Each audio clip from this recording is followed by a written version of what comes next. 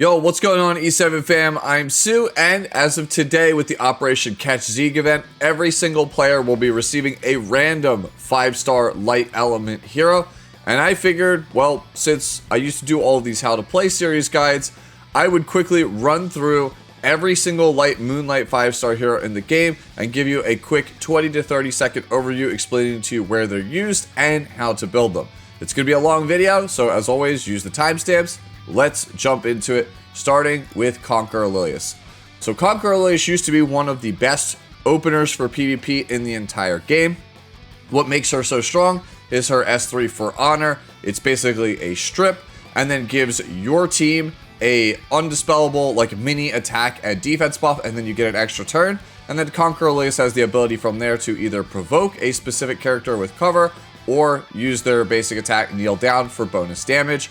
She's kind of been power crept by characters like Lone Wolf Peyra, New Moon Luna, Hellion Lua, and others. So she's not the best opener in PvP currently, but she is certainly a viable choice.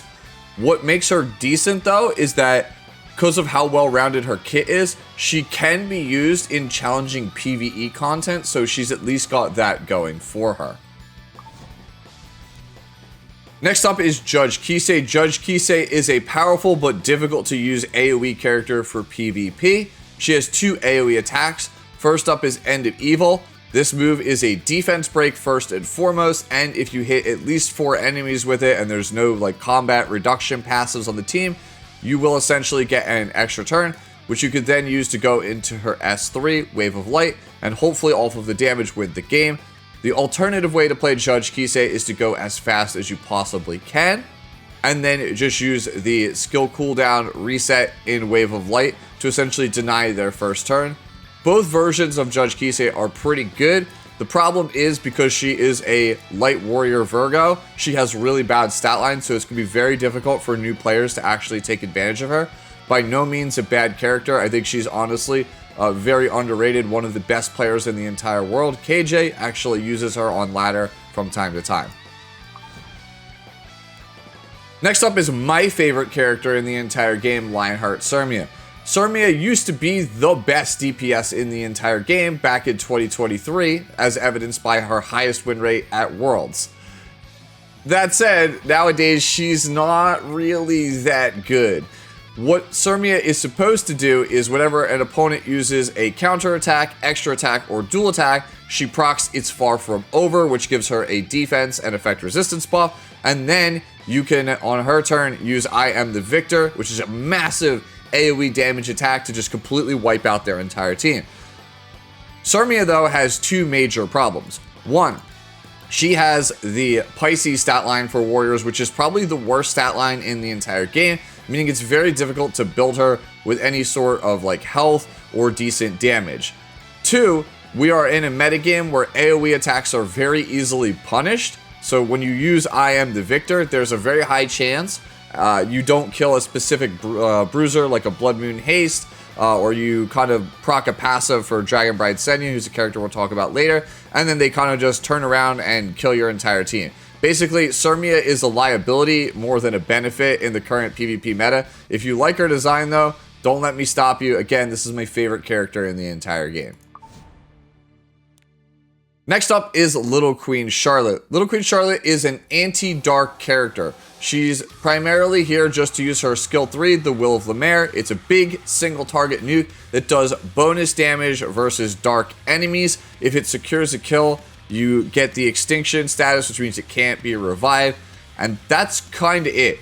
You just build her either super slow and tanky, so that way she could survive and get this skill off, or you build her really, really fast, which is the more popular way, the build that I'm going to show you, and then you just kind of have her try to take a turn, use her S3, the Will of Light, and then kill somebody.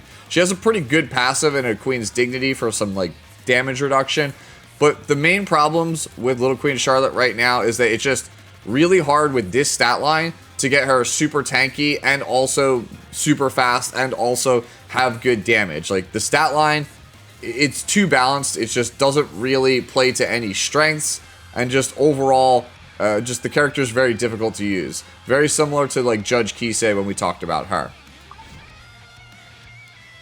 Next up is Successor Taeyou, who you cannot get with your ticket, but if for some reason you pulled him off a daily, I figure I would cover him anyway. Essentially how Successor Taeyou works is whenever you push back someone's combat readiness, right, it will proc his passive here, Spirit Invocation, which gives him possession, which as you can see here, it increases his attack, and whenever he suffers a critical hit, he gets a counterattack, and then after that, once he's got the possession, he will shoot up the CR bar. You use his S3 as your Phantom to strip your opponent's buffs, defense break them, and then he will get an extra turn where you just use his S1 here, do big damage to a single target, and then sit in invincibility, and then, you know, just kind of reap the benefits of this counterattack. He's essentially a very aggressive character for PvP, and if you could build around him, he's pretty strong in the current state of the game. Next up is Ambitious Tywin, who used to be the best tank in the game about a year ago. What makes Ambitious Tywin very, very good is twofold. Number one, his skill 3 Flash is an AoE defense break and stun that you could soul burn to just kind of spam over the course of a game, which is very good to have on a character who's your tank, the character that's supposed to keep you alive. This essentially could just win games by itself.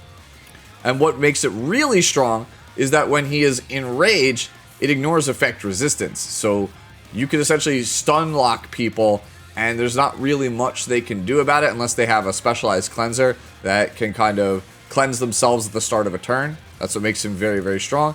And to get the enrage, he has this passive here, Battle Command. Whenever he gets hit, right, and somebody on your team has a debuff, he will dispel one debuff from everybody and get enraged. So he's kind of like a tank and, you know, a pseudo cleanser and also like a control character all rolled into one. Again, he used to be one of the best tanks in the game. Right now, he's largely relegated to PvP matches versus like Harsetti. So if you're climbing arena, he could be pretty good for that. But otherwise, there are other tanks that bring a little bit more value and, you know, do a little bit more in terms of mitigating damage than he does. Certainly a good character, though. Next up is a personal favorite of mine in Belian.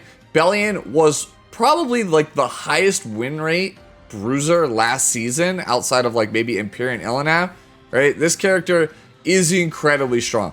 What makes Belian so good is her passive Shackles of Suppression. It stops your opponent from gaining souls. So your opponent cannot soul burn while you have Belian on the board, which stops a lot of the aggressive strategies in the game. On top of that, she's actually a tank. She has a tank stat line, so you could build her as a tank if you wanted to. But she has 2 damage skills. She has an AoE attack for her S1 that has a chance at slowing and blinding and proccing an additional hit, and it has pretty good damage to boot. And then her skill 3 is a combat readiness pushback. It gives her a defense buff and also provokes the entire enemy team. The real value though in this character is the artifact 3F. And if you don't have it, use Elber's Ritual Sword. My hope is with the class summon system, which is coming on April 24th, that Belian will get an access to another version of 3F. They're making like non-collab versions of limited artifacts. And if they do, congratulations, you hit the jackpot. This character is one of the best that you could have possibly have pulled, in my opinion. Next up is Dragon Bride Senya, the character that has eluded me for an entire year. Dragon Bride Senya is like a pseudo tank. I say she's a pseudo tank because she's not really good at like protecting your whole team, but what she's really good at is protecting one specific character, the character in the back slot, and that is evidenced here by Bride's Resolve. Essentially, you put your most valuable character, like your damage dealer, in the back line. If your opponent ever tries to kill the person in the back line, it will give them a barrier. Dragon Bride Senya will basically become enraged, as you can see by this little Oath of Punishment buff here that's undispellable. And once she has Oath of Punishment because they tried to kill the person in the back, this move here, Overcoming Hardship, will become an AoE attack that just does absolutely massive amounts of damage. So essentially, as long as this character, this absolute brick of a character, because she could get up to like 40,000 HP, is sitting on the board, your opponent cannot kill the thing in the back slot, which is very, very valuable for PvP. Our next character is perhaps the best possible character you could have pulled off of your light ticket in Empyrean Ilynav. If you pulled this character, congratulations. There's like only one other character that I could think of that might be debatably better than Empyrean Ilynav. This character is the most flexible PvP knight of all time. And on top of that, her stat line is just absolutely absurd. She is the tankiest knight in the entire game. Her basic attack skill has built-in injury set and built-in lifesteal set. Her passive skill has built-in Helag Lance and also reduces the damage that penetrating attacks do to your team, which is unique to her and very, very powerful. It boxes out a good chunk of the best damage dealers in the entire game. And then her skill 3 is a single target nuke that cleanses your team and also injures and also gives your entire team a undispellable defense and effect resistance buff. The character just does it all. She's incredible. She can hold an artifact to help your team tank. She can be built as a damage dealer. Just very flexible. Lots of different ways that you can play her. I'm just going to show you the most common PvP build here on your screen. Again, if you got Ilynav, congratulations. Like, this is one of the best, if not the best one you could have gotten out of this event. Next up is Last Rider Krau, who's a rock-solid tank for PvP. His primary niche is that he's good versus AoE attackers. Essentially how he'll play is he'll take a turn, he'll use the skill 3 mobile weapon Siegfried, which does some true damage to the enemy team, and also as a bonus it reduces the cooldowns of your allies by 1 turn and gives them immunity. So just really overall good skill, right? Puts up some damage, gives some support to the entire team. And then whenever he's attacked or hit with an AoE attack, it'll reduce the cooldown of this move. And if you get hit with an AoE attack specifically, he gives a barrier to your entire team. So essentially, if your opponent has a lot of AoE attacks, you bring Krau in, he hits them with true damage, they hit him back with an AoE attack, he goes, cool, I got a barrier, my motorcycle's back up again, I run you over with true damage, GG. Just very solid tank, right? He's usually always like in the top 10 best tanks you can play in PvP. He sometimes is the best one, but as of recording this video, not really. He's probably like 6th or 7th, I would say at this point. Very high win rate hero, always rock solid, great addition to your roster. Next up is Navy Captain Landy, who used to be the best damage dealer alongside of Lionheart Cermia back in 2023. Nowadays in PvP, she has a lot of counters, right? Mort, for example, is a big one. Lidica is a big one, right? There's a lot of ways to beat this character in PvP, but I still think that she is a strong character. It's just, you have to kind of pick her later in the draft, and her PvE usage is pretty good, by the way. Like, I personally use her for, like, Automaton Tower. She clears it pretty quickly, very easily for me, and I'll use her in things like Ancient Inheritance every once in a while. She's good in Abyss. There's a lot of Abyss floors where she's pretty effective. So overall, just a rock-solid character. She's very strong in a lot of spots, but she's just not the best. Like, she used to be the best character probably like in the game. She was super broken, ushered in a new era of power creep, and she's, again, still a strong character. It's just she's a lot more manageable now, which is why I think people are more down on her. So her passive skill here, Ruler of the Sea, starts your whole team with critical hit resistance, making it hard to kill them. She basically starts you with like a DN buff just for existing, which is very strong. And every time she attacks, she gets stronger up to 5 times. Really, really good. But the core thing about the character here is this S1 here, precision targeting. Anytime she uses the skill, whether it's like a counter attack, a dual attack, any of that stuff, she has a chance to proc Salvo Fire, which is an AoE attack that heals her. You're trying to maximize as many Salvo Fires as possible on the character, so counter set is a must. Sometimes you can play like Unity set. You can pair with characters like Adventurer Raz to maximize the amount of chances that you get to Salvo Fire, because if you get like 2 or 3 Salvo Fires in like a PvP match, the game is just basically over. And then once you've used 5 S1s, she has enough Fighting Spirit to just drop this big old boat on people. It does a huge amount of damage, stuns the entire enemy team, and probably just wins you the game outright. Again, Landy, strong character, just not the best anymore. Next up, we have Specimen Sez, who is a very interesting character that you kind of have to like build a team around. He's really cool in what he does. It just has a couple of problems. Number one, this character here has the worst or like second worst defense pretty much for 5 stars in the game, so he's made of paper. To offset that, they gave him a dodge mechanic, but if you're just not lucky, sometimes he just doesn't even get to enter the game, so he's a little bit risky to choose from that aspect. And then 2, his whole gimmick is that it's based on this S3 here, Lightstorm. if a character is stunned and he hits them with Light Storm, they basically just explode. They take like a hilariously high amount of damage. They just insta-die, and then the move resets. So essentially how he works is, I'm just going to try to repeatedly stun your team, and then use Light Storm, kill the character, stun another character, Light Storm, kill the character, so on and so forth. So people will try to bring like immunity, or they'll bring characters that can just snap out of stuns or punish stuns, like Dragon King Sharun, right?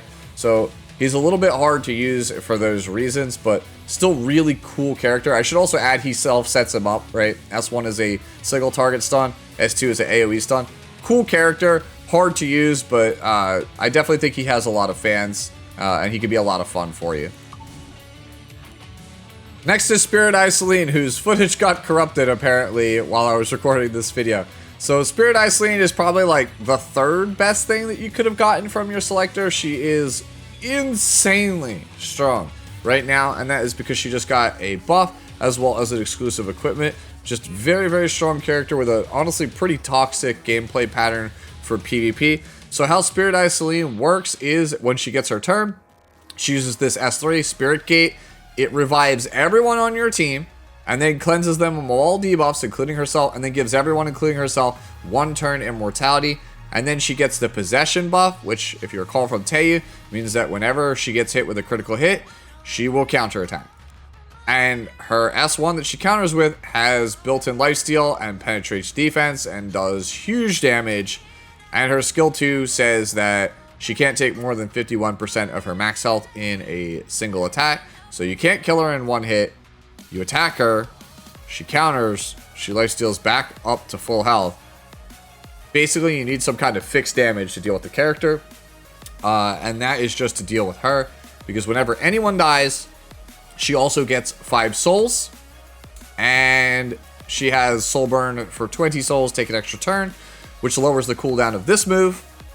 Which means that she can then go, okay, I S3, I undo everything, I just revived my whole team again. So it just puts you in, like, the infinite Tsukuyomi, if you will. Like, you just kind of have to deal with the fact that she just will keep reviving people over and over and over again, and you cannot kill her team unless you have a specific hard way to deal with her. And that's what she used to do.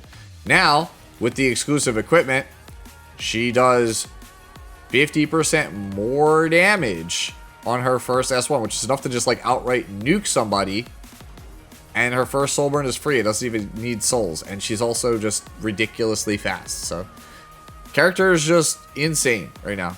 Great damage dealer, great opener, great support. Like just does almost everything, it feels like. Like they way overbuff this character. And the last thing to talk about is going to be Twisted Eidolon Kayron, who I guess also had his footage corrupted.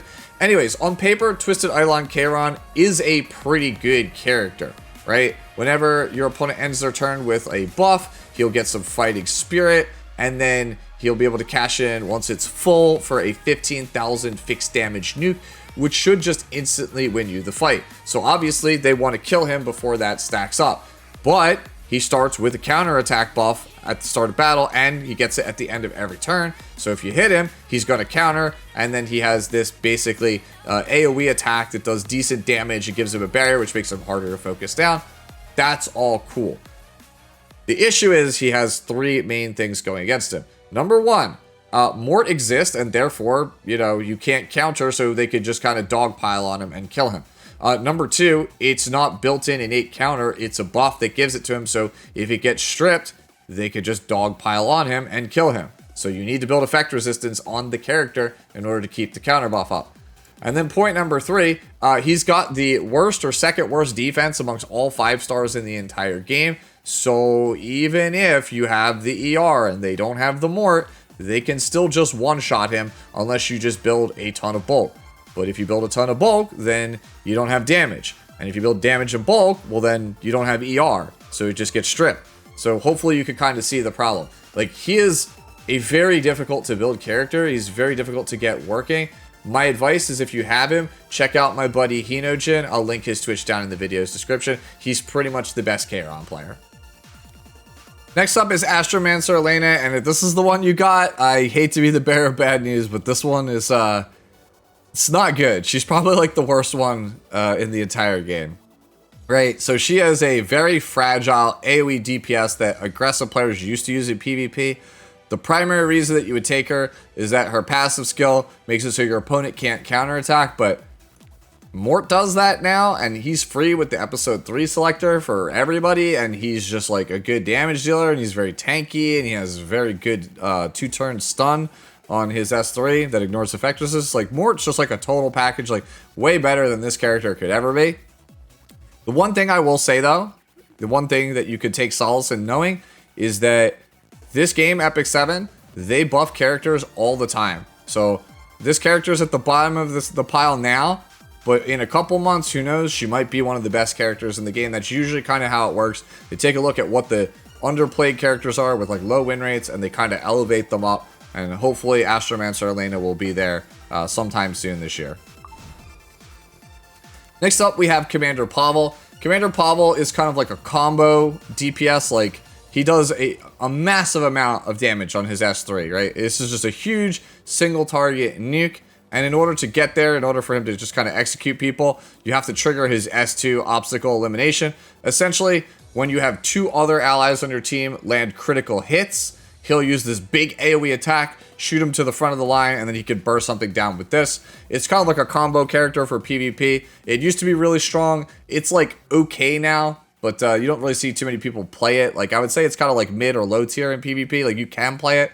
It's not the best. Where I think Commander Pavel is like really good though is he's very, very good at farming PvE. Like, this S2, if you could proc it consistently with like a Vildred or a Mercedes, like, he just decimates enemy waves. He could just make you just go through adventure super, super quick. And I know that's not something you want to hear from like your rare Moonlight 5-star character. It's like, oh, they're only good for farming adventure, but like, he's one of the best at that. And like, that's a good chunk, good core of the game. Like, having a character that can just help you get catalyst, level characters faster, just get a ton of AP, ton of gold, a ton of stigma, that's not nothing. And that's what I primarily use him for. He's like my farmer of choice a lot of times. But as far as like what he used to do for PvP, again, he's not the best at it. Like I talked about Astromancer Elena, he's pretty low on that list now, so there's a pretty good chance that he'll rise up at some point in the next couple months to like a year. They'll kind of buff him and bring him back to the top of the heap. Next up is Faithless Lidica. This is another one of those characters like we talked about with Astromancer Elena, Commander Pavel. Character's just not super great right now. She's a PvP character that's supposed to undo all of your opponent's setup with Larkspur, her S2, and then she'll hopefully get an extra turn if it hits 4 characters and they don't restrict her combat readiness. And then you use her S3 Hysteria to reset 1 character and CR push her team, and that's supposed to jumpstart your offense and give you enough breathing room to win the game. Problem is, the red version, the non-ML version of Lidica, they just super buffed that character like 2 weeks ago, and that is just a way better version of this character now. Like, red Lidica is so much better than Faithless Lidica, it's not even funny. So I expect at some point they will buff Faithless Lidica. When she's strong, she's usually like one of the best characters, one of the most annoying characters to play against in the entire game. She's just really good for fast, aggressive players that like to control. But right now, this is not her time to shine. I expect, again, she'll probably get a buff sometime soon. Next up, we come to Architect Laika, and just like with the previous 3 characters we talked about, this character is also not very good and probably needs a buff. So this character, her playstyle is very simple.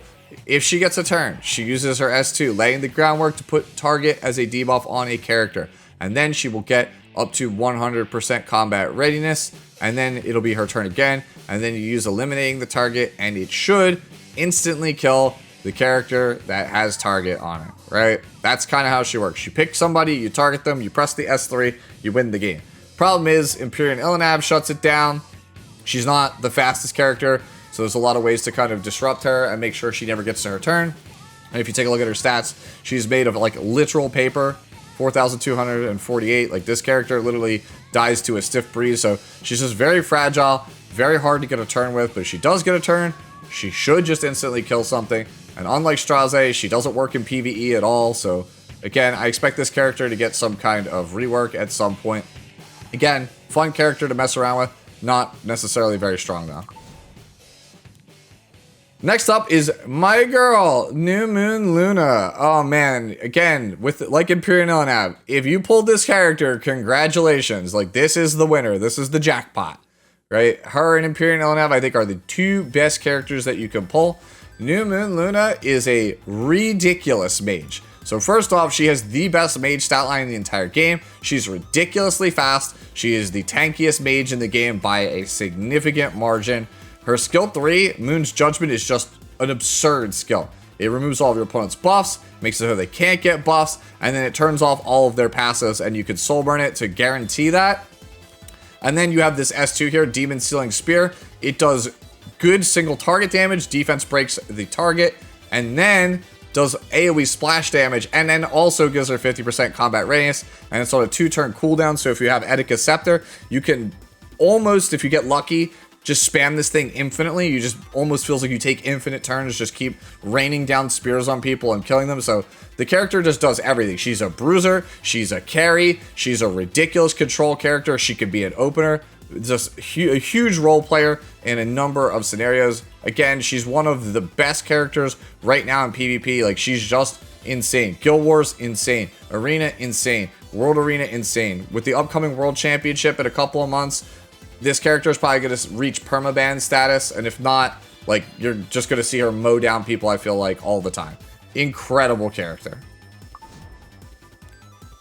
Next up is Sage, Baal, and Sezan. So Sage, Baal, and Sezan's niche is that he's meant to disrupt fast players in PvP. Essentially, as long as his S2 Cloud of Ruin, it's available, every time your opponent takes a turn, he will get 15% combat radius, and eventually it will be his turn, and then you use the S2 to strip some of their buffs, put the whole team to sleep, and hopefully that buys you enough time to stabilize. He used to be a staple character for slow players in PvP in order to combat faster strategies. Now, Infinite Horizon Acades, who's a 4-star, is a bit easier to acquire, a bit easier to build, has a lot more use cases, so she's kind of like replaced him, but he's still a character that you could have in your back pocket if you're serious about playing PvP, right? He's still a decent option, I feel like. Next up, we come to my first ML 5-star ever in Silverblade Aramintha. So Silverblade Aramintha is an AoE control mage. You drop the rock on them with Meteor Fall, it stuns their entire team, and then puts burns on them, right? And then it pushes back the enemy team. And then her S2 here, Flame of Sabra, at the end of each one of your turns on your team from an ally, she will get a combat readiness push up. So essentially, you just kind of have to have her at mid-speed, have a couple characters faster than her, and this passive will zoop her to the front, you drop the rock, stun them, and then from there just kind of proceed to control the game with things like Abyssal Crown. Really fun character to play.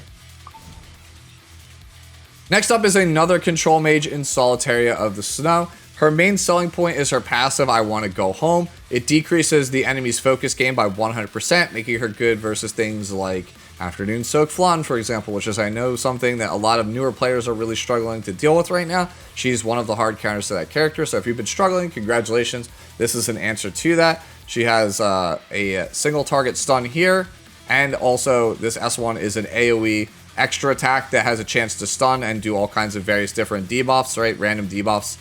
Character is very annoying for your opponent to play against, can be very, very strong, but does have like really, really hard counters, right? For example, Green Rwanda kind of absolutely destroys this character, so you can't really pick her early in PvP. You'll kind of just get run over, right?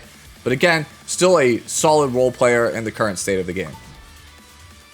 Next up is Sylvan Sage Vivian, who is a pretty solid character in the current state of PvP. She is an AoE mage that builds up damage over time. Essentially, you use this S1 Mana Attunement, it does good damage, and it ramps up her attack, so by the time you use this for the third time, either her Soul Burn or her S3 Nature's Judgment just does huge damage, just completely wipes out an entire enemy team. And in order to help you kind of get there, in order to get the number of turns you need for the S1, you have her passive here, Insight.